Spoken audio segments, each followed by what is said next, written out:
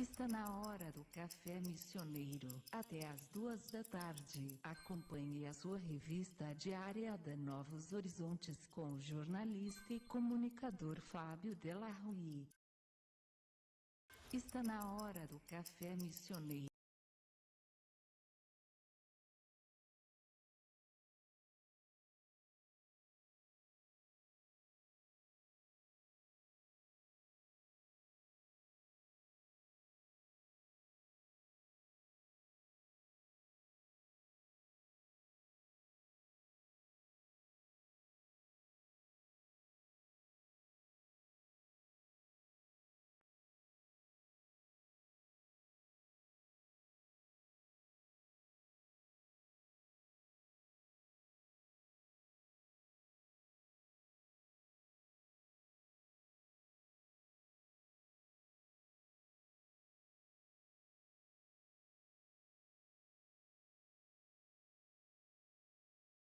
Feito gravações em relação a essa proposta, né, do Fundo Municipal de Cultura. Também tem uma série de atividades na URI, aí eu vou participar de um debate sobre ética e jornalismo, enfim, o final de semana inteiro me preparando para levar algumas considerações aos estudantes da área de humanas da URI. Enfim, é uma semana bastante agitada. Amanhã temos a eleição da OAB e, enfim, sem contar do final de semana e principalmente no começo da noite de sexta, onde o mundo foi alvo de... a gente vai fazer a interpretação das notícias, né, da forma com que isso chegou até nós. Mas o atentado terrível ocorrido em Paris. Muito boa tarde, Thiago. Meio atropelada a coisa hoje por aqui. E tu também estavas ausente aí por algumas semanas, né? Boa tarde, Fábio. Boa tarde pro Miro. Boa tarde para quem nos escuta e nos assiste. Fábio, eu realmente passei 2 semanas fora. É muito bom estar de volta, né? Passei primeira semana, as 2 semanas trabalhando e viajando, tendo que fazer alguns compromissos. Mas essa semana, com todos esses assuntos fervilhantes, que bom que estou aqui para poder falar um pouco. Pois é. E quero parabenizar a URI, até na vinda, quando estávamos chegando aqui, eu e o Miro, encontrei a professora Tami Kovács Piaia, que é uma amiga e uma grande professora, que nós falamos sobre o evento que está tendo na URI, que é um colóquio sobre cidadania e multiculturalismo, algo muito interessante. É provavelmente sobre multiculturalismo o mais importante evento no Rio Grande do Sul. É muito importante que a comunidade local veja isso para nós conseguirmos compreender, porque isso tem a ver com o que aconteceu na França, isso tem a ver com o que acontece na África, isso tem a ver com o que acontece diariamente na nossa vida quando nós nos deparamos com um estrangeiro, com um senegalês que veio morar aqui, com um haitiano, e nós, por vezes, nos acanhamos, viramos a cara, não olhamos para a pessoa, porque nós simplesmente achamos que não estamos preparados para esse confronto de culturas, né? E é muito importante que nós começamos a repensar sobre isso. E fico muito feliz de saber que tu vai falar sobre algo que é um conhecimento tão grande teu, sobre ética e jornalismo, para esse pessoal que sei, porque é a minha formação em humanas, que a gente não conhece bem sobre isso. E é um grande problema. Porque mesmo vejo pesquisadores de grande gabarito reproduzindo notícias do Facebook ou que acham que veio uma notícia de uma grande rede ou de uma grande fonte de notícia, que isso é verdade. Sempre esquece que isso, na verdade, é uma visão, é uma interpretação de algum momento, às vezes escrito depois, às vezes escrito no calor da hora, o que faz, e aquela pessoa carregou uma história, aquela pessoa que escreveu, e faz com que mude todo o cenário que nós estamos vendo. Eu quero que eu dei oi para ele aqui. O Miro Minus Vieira, que está conosco aqui, por favor, apresente o seu companheiro, seu amigo que está em visita a Santo Ângelo. Esse é o Miro. A gente se conheceu no período que eu morei em Lages. Se tornou um grande amigo muito rapidamente. Ele é de Vacaria, na verdade, mas mora em Lages. E fazia tempo que ele me devia uma visita. Ele teve que vir até Passo Fundo e ele pegou a sua Harley e aportou pela primeira vez nas missões. Miro, começamos assim. Essa história de andar de motocicleta, ela é mais uma atitude? Como que isso funciona para ti? Muito boa tarde. Boa tarde a todos. A questão do motociclismo é mais uma válvula de escape, onde o prazer de você andar de moto limpa um pouco a sujeira e o peso que você tem em mente, né? Porque, como já ouvi vários relatos, isso acontece no cotidiano de quem anda de moto pela estrada, há uma irmandade sem protocolo ou nada escrito. Quando você vê um companheiro motociclista, independente da moto que ele esteja, e ele e tu percebe que ele está viajando e ele está parado num acostamento, a primeira coisa que você faz é dar um sinal, ver se está tudo ok com ele. Porque se ele fizer um sinal de ok, você continua a sua viagem. Se ele der um sinal negativo, você para e você ajuda ele. Claro. Eu fiz muitas viagens aí, mais ou menos 10 anos atrás. É um período aí de 3 ou 4 anos em que eu viajei muito. Como que está essa relação hoje dos motoristas com os motociclistas na estrada? A coisa ainda é selvagem ou existe? Porque assim, eu vivenciei situações em que principalmente veículos grandes, caminhões e de absolutamente ignorar o motociclista. Como é que está isso aí? Essa relação do motociclista com os outros que estão na estrada? Na minha humilde opinião, isso depende um pouco de região. E literalmente essa situação condiz com a região. Na Serra Gaúcha ali, em Vacaria, Caxias do Sul, Porto Alegre, Santa Catarina, Florianópolis, os caminhoneiros e outras pessoas são mais amigáveis no trânsito.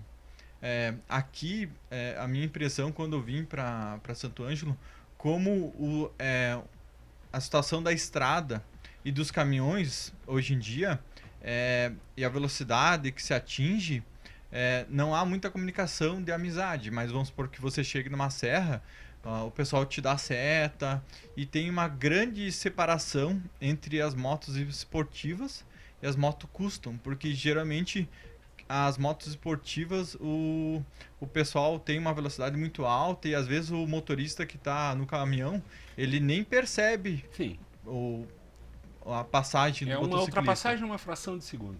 E já quem tem uma moto maior, mais custom, né, mais para viagem, o pessoal é bem amigável, porque você está andando na tranquilidade, você não ultrapassa, porque tudo depende também do motociclista, se ele é paciente, se ele é educado, mas muitas vezes os motociclistas, quando ultrapassam com tranquilidade, eles dão um sinal de tudo bem, como está, e os caminhoneiros respondem, então depende muito da região. Vamos supor que você pegue uma estrada com muita reta, então às vezes o motorista, independente se é carro ou caminhão, tá com pressa, então ele não quer dar atenção. Em situações como na serra, que as pessoas têm que subir vagarosamente, com cuidado, se dá uma atenção a mais, e hoje em dia a classe média começou a ter um maior acesso à moto custom para viagem, e isso aumentou esporadicamente. Se você for comparar a Florianópolis de 5 anos atrás para agora, a quantidade de Harley é muito grande. Eu te dou um testemunho em relação a isso. Em 2004 a gente fez um encontro de moto aqui. Do Rio Grande do Sul veio apenas uma Harley de um motociclista de Porto Alegre. Naquela época elas eram raras. Da gente observar alguém, era dominado, já existiam essa fase, ou essa nova fase, que eu diria que ela começou a partir de 2001, 2002 ali, quando as motos ainda são caras, né? Mas elas passaram, as pessoas puderam Alguns puderam adquirir já algumas motocicletas, mesmo sendo mais velhas, enfim. Mas as custom eram dominadas pela Shadow 600 da Honda, a Virago 535, e imediatamente surgiu as primeiras, eram as famosas Bergamotas, né? Que eram motos laranja da Yamaha Dragstar, as primeiras unidades saíram, as importadas ainda.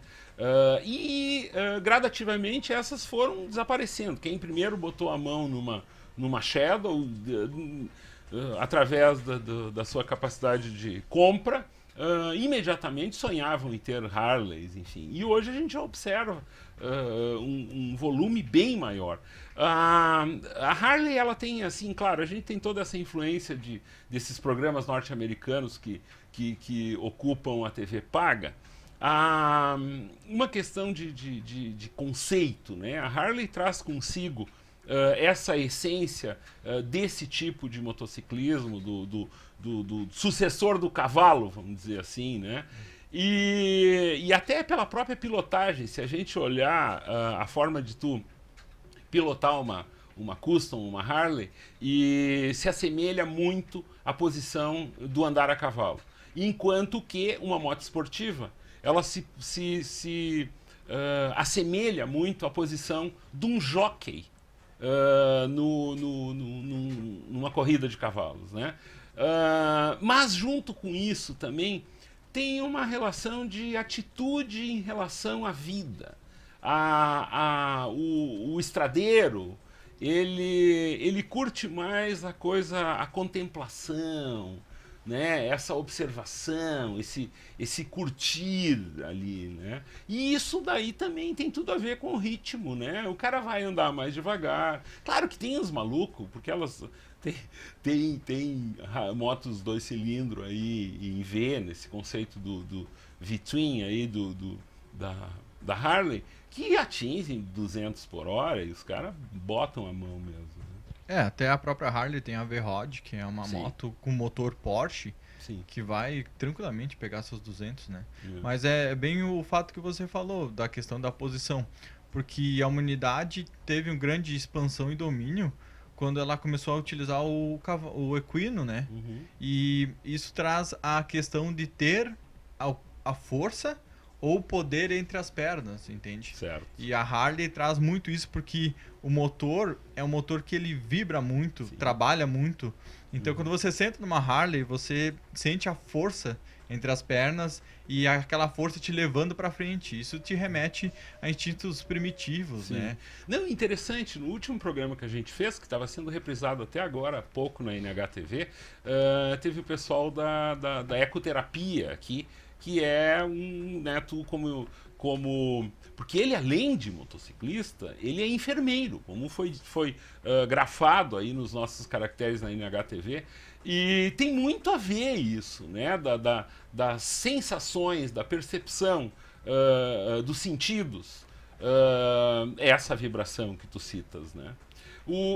Vamos fazer o seguinte, a gente vai fazer um intervalo, o programa está mais acelerado um pouquinho, e em seguida a gente entra na questão do atentado em Paris, sobre alguns pontos de vista, alguma análise em relação à cobertura jornalística disso, em que as principais redes de TV simplesmente tomaram um tombo de outros veículos. Em especial, acreditem se quiserem, do rádio. A gente vai falar sobre isso. E também, aproveitando a presença de um enfermeiro aqui, de como é lidar numa situação dessas com inúmeros feridos. A gente volta em seguida, são 13 horas e 49 minutos. Você está no Café Missioneiro, no 104.7 e na NHTV. Estamos de volta com o Café Missioneiro com o jornalista e comunicador Fábio Della Rui. O café está de volta. Na sexta-feira à noite, depois de um belo happy hour aqui no Rola Shop, eu fui para casa esperando ver o jogo do Brasil e tal. E eu tenho uma mania de pegar 2 ou 3 equipamentos, gadgets desses nossos cotidianos aí, e ligar aquilo tudo ao mesmo tempo. Então, acompanho algumas rádios, algum conteúdo de site, enfim, e logicamente TV, enfim. De imediato, às 8h30 da noite, começaram a pipocar, então, as primeiras informações do atentado em Paris, dos atentados, da situação de terror em Paris. O que naquele momento me chamou a atenção foi uma importante decisão editorial tomada pela Bandeirantes de Porto Alegre e que eu quero compartilhar aqui com os nossos radioouvintes.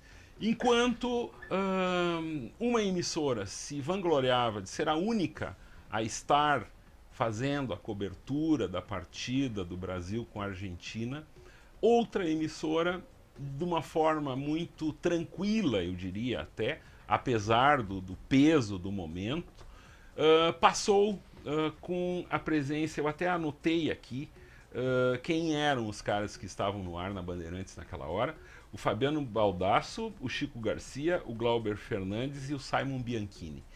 Estes são, teoricamente, jornalistas que acostumados a fazer a cobertura esportiva.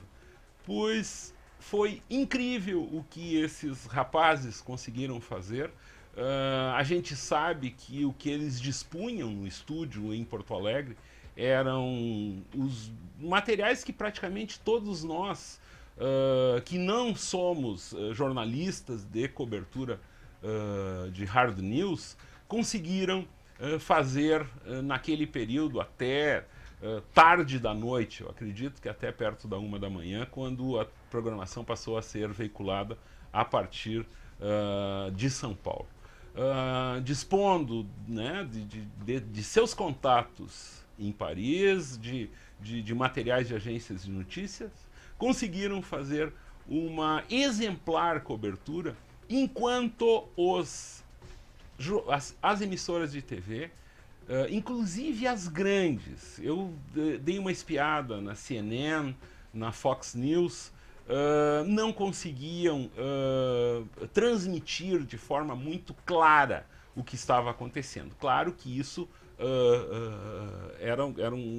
naquele momento era algo bastante complicado. Mas fica aqui apenas um registro, assim, Thiago, da forma com que eu acompanhei esses momentos. E a gente... é terrível, assim, ser atacado, vamos dizer, por notícias como essas. Fábio, o ser humano... acho que o primeiro ponto a se colocar, o ser humano acho que é o único ser que compete para ver quem tem a maior tragédia. Isso é uma coisa, também o fim de semana foi isso, né? Até daí começava a se criar as rixas, não, mas isso que aconteceu em Paris, daí só porque é em Paris, não sei o quê. E já por outro lado já se começou uma campanha de Je suis parisiana, nós todos somos parisienses, né? Eu sou parisiense, enfim. E na verdade, o que acontece? Há sim uma importância, porque, querendo ou não, o Brasil ainda tem um pensamento muito colonial. Nós ainda vemos a Europa como o grande celeiro do pensamento do mundo, onde as ideias, a grande caixa de Pandora, onde sairão as soluções e os problemas, né? E nós ficamos fixados nessa ideia de que lá, tudo que acontece lá é mais importante que qualquer outro lugar do mundo. E os Estados Unidos impõem que o que acontece lá é o que é mais importante no mundo. Então sempre há essa questão. Enquanto a África, a América do Sul, tudo isso, todos nós não temos um local de destaque. Mas não é o ponto de querer haver vinganças, por exemplo. E comparativos Exatamente. de dor. Eu estava vendo uma questão no Facebook hoje pela manhã, que alguém comparou, quantos parisienses colocaram que aconteceu um símbolo da Boate Kiss na sua foto. Mas não se trata de porque eles não fizeram, nós não devemos fazer. Mas penso, e essa é uma tecla que eu sempre bato, e é um dos motivos que eu estudo direito internacional com afinco nesses últimos 2 anos, o maior problema da humanidade, minha opinião, é que nós não conseguimos ver a todos como humanos. E se vemos, nós acreditamos que há humanos mais importantes e humanos menos importantes. Somente quando todos nós conseguirmos compreender que todos nós, todas as pessoas são tão humanas quanto nós, seja o africano, seja o chinês que sofre uma situação de escravidão, o africano que não tem água potável, 1 bilhão de pessoas na África, 1 bilhão de pessoas no mundo não possuem água potável. Somente quando nós conseguirmos perceber isso e perceber que não há medidas de tragédia. Assim como há aquela frase célebre, né? A medida de amar é amar sem medidas. Nenhuma tragédia tem medidas. A tragédia que uma pessoa sofreu em Minas Gerais, agora, mesmo que ninguém da sua família morreu, mas ele perdeu todo o seu sentido de vida, tudo que ele conhecia acabou. Sim. Por uma questão capitalista, por uma questão exploratória, enfim, etc. Ou o que uma família de Santa Maria, mesmo que não teve seu filho perdido, mas uma mãe, um pai que ficou com o coração na mão depois daquilo que aconteceu, claro. Pensar que os amigos do seu filho morreram, ou pensar que isso pode acontecer em qualquer outro lugar, e os parisienses e os espanhóis que já sofreram. Assassinatos na noite de sábado em Santo Ângelo. 2 assassinatos em uma noite. Tudo isso são tragédias que movem mundos, nem que seja o mundo de uma pessoa. A questão é quando nós vamos conseguir entender que nenhum ismo é bom. Extremismo, radicalismo, seja religioso, não existe, e o multiculturalismo vai falar sobre isso. Essa palestra que nós estamos tendo na URI, esse evento que nós estamos tendo na URI, porque vai dizer o seguinte, não existe uma cultura melhor ou pior que a outra. Você dizer que uma cultura afrodescendente é pior porque não tem o mesmo nível de desenvolvimento capitalista, não faz sentido, porque é somente uma visão diferente. E nós queremos, e o que gera isso é muita hipocrisia, porque nós enchemos a boca para dizer que somos pessoas de bem, pessoas direitas, etc., humanos direitos, e todo esse discurso, e nós não conseguimos dizer para um indígena que vem tentar vender alguma coisa para nós, para ter a subsistência da sua família, nós não conseguimos dizer, não preciso, muito obrigado. Nós viramos a cara para essas pessoas. Não. E até onde nós compreendemos que as outras pessoas são humanas como nós? Será que só as pessoas que pensam como nós servem para nós? E se somos assim, nós somos tão culpados por esses atentados quanto aqueles que decidiram estourar as bombas. Está conosco também, além do Thiago Meyer Mendes, o Miro Minuso Vieira, que está brindando o amigo dele, o Thiago Meyer Mendes, com a visita, né? Ele está... tu és enfermeiro e eu queria, assim, te indagar em relação o que passa pela tua cabeça quando chega uma notícia de uma tragédia como essa, de imaginar de que forma, usando o exemplo de Paris, como que funciona esse processo de imaginar que 300 pessoas, claro que foram divididas em vários hospitais, estão lutando pela vida, devem ser atendidas. Como que tu sente uma situação dessa, mesmo à distância, mas porque ela tem a ver com o teu cotidiano de enfermeiro, enfim?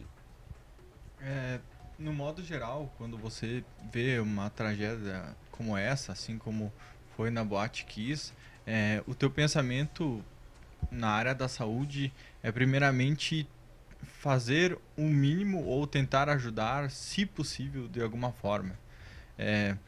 Na Europa tem um SUS que é muito mais funcional e assim, aqui já aconteceu e provavelmente na Europa vai acontecer também, onde pessoas que têm um conhecimento na área de saúde vão lá e se dispõem a ajudar, né? E muitas vezes a gente vê isso até no Brasil, sim, onde alguns hospitais e algumas tragédias pedem reforços de material humano, ou seja, de pessoas com habilidade. A gente acontece às vezes de 1 ou 2 ônibus terem um acidente e um hospital ficar superlotado e ser redirecionado o enfermeiro. A gente vê no cotidiano as ambulâncias, o SAMU ser redirecionado. Então, quem trabalha na área da saúde, o primeiro pensamento é: estou disponível a ajudar, né? Não com material, mas sim com a mão de obra, né? Com os cuidados, né? E logo depois que acontece uma tragédia, vem a fase do pânico e depois vem a fase do doar-se ao outro, né?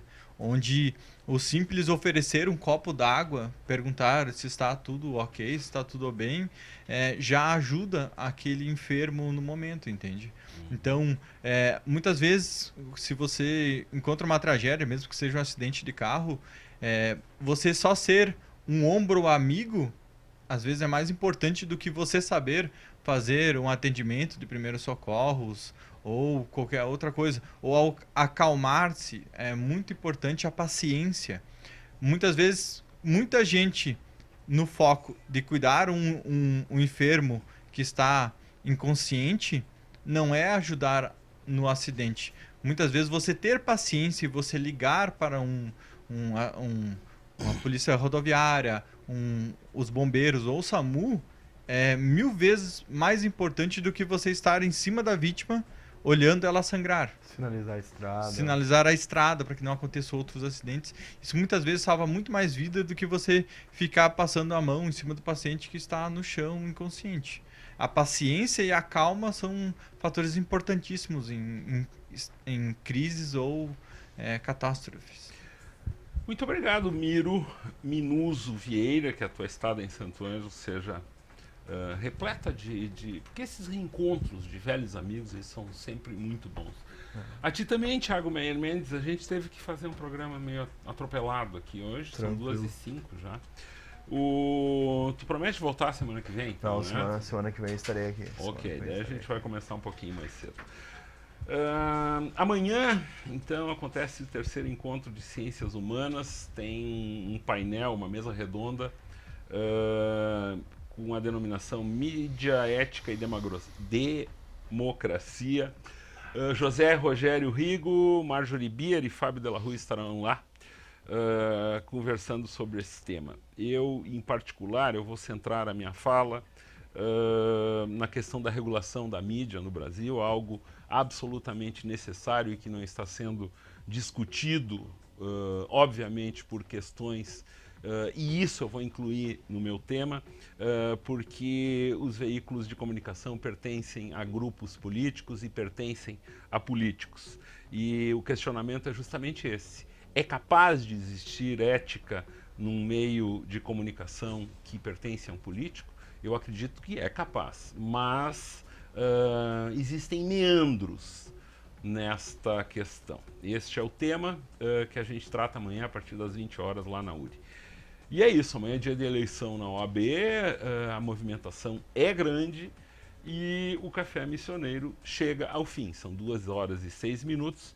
Eu estive aqui em companhia, eu descobri hoje uma coisa, não era para falar isso, mas o Gerson Nunes de Freitas chegou aqui com a sua camiseta preta, ele está na operação de áudio do programa, imediatamente fez com que o Matheus, o Teteu, pulasse para a operação de vídeo. Marcos Luft, que disse que a vida inteira ele foi Luft e não foi nenhuma outra coisa, mas então esses três estiveram aqui comigo na retaguarda do Café Missioneiro. Você não entendeu? É Teteu, o Matheus Rasta. Muito bem, a gente fica por aqui, retornando amanhã.